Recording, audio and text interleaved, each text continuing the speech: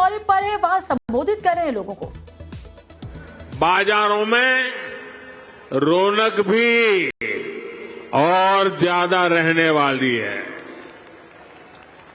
और ये उत्सव के इसी माहौल में आज हम समुद्र से समृद्धि का महाउत्सव मना रहे हैं। ભાવનગરના ભાઈઓ મને માફ કરજો, મારે હિન્દીમાં એટલા માટે બોલવું પડે છે કે દેશભરના લોકો આમાં જોડાયેલા છે। દેશભરના લાખો લોકો જ્યારે કાર્યક્રમમાં જોડાયા છે તો આપની ક્ષમા માંગીને મારે हिंदीમાં જ વાત કરવી રહી। साथियों, 21वीं सदी का भारत आज समुद्र को बहुत बड़े अवसर के रूप में देख रहा है। थोड़ी देर पहले यहां पोर्ट लेड डेवलपमेंट को गति देने के लिए हजारों करोड़ रुपए के प्रोजेक्ट का शिलान्यास और उद्घाटन किया गया है। देश में क्रूज टूरिज्म को प्रमोट करने के लिए आज मुंबई में इंटरनेशनल क्रूज टर्मिनल का भी लोकार्पण किया गया है। भावनगर के, गुजरात के विकास से जुड़े अनेक प्रोजेक्ट्स भी शुरू हुए हैं। मैं सभी देशवासियों को और गुजरात के लोगों को भी बहुत बहुत शुभकामनाएं देता हूं। साथियों, भारत आज विश्व बंधु की भावना से आगे बढ़ रहा है। दुनिया में हमारा कोई बड़ा दुश्मन नहीं है। सच्चे अर्थ में अगर हमारा कोई दुश्मन है तो वो है दूसरे देशों पर हमारी निर्भरता। यही हमारा सबसे बड़ा दुश्मन है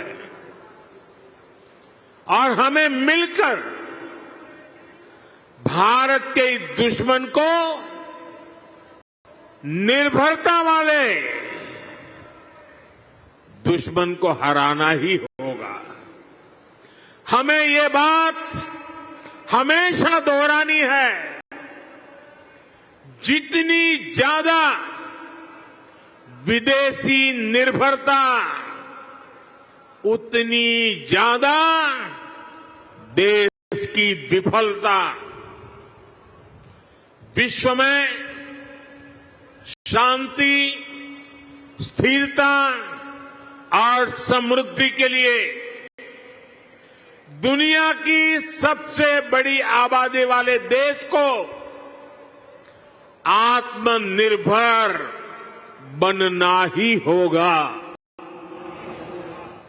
हम दूसरों पर आश्रित रहेंगे तो हमारा आत्मसम्मान भी चोटिल होगा। 140 करोड़ देशवासियों के भविष्य को हम दूसरों पर नहीं छोड़ सकते। देश के विकास के संकल्प को हम दूसरों की निर्भरता पर नहीं छोड़ सकते। हम भावी पीढ़ी के भविष्य को दांव पर नहीं लगा सकते। और इसलिए भाइयों बहनों, આપણે ત્યાં ગુજરાતીમાં કે ભાઈ 100 દુઃખોની એક દવા, 100 दुखों की एक ही दवाई है और वो है आत्मनिर्भर भारत। आत्मनिर्भर भारत। लेकिन इसके लिए हमें चुनौतियों से टकराना होगा।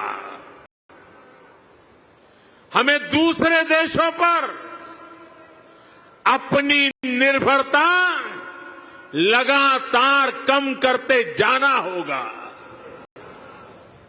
और अब भारत को आत्मनिर्भर बनकर दुनिया के सामने मजबूती के साथ खड़ा होना ही होगा।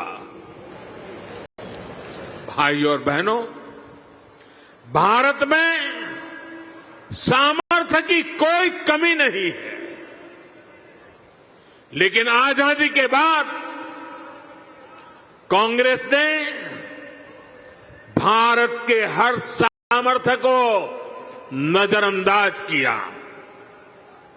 इसलिए आजादी के 6-7 दशकों बाद भी भारत वो सफलता हासिल नहीं कर पाया जिसके हम हकदार थे।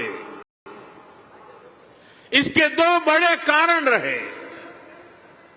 लंबे समय तक कांग्रेस सरकार ने देश को लाइसेंस कोटा राज में उलझाए रखा,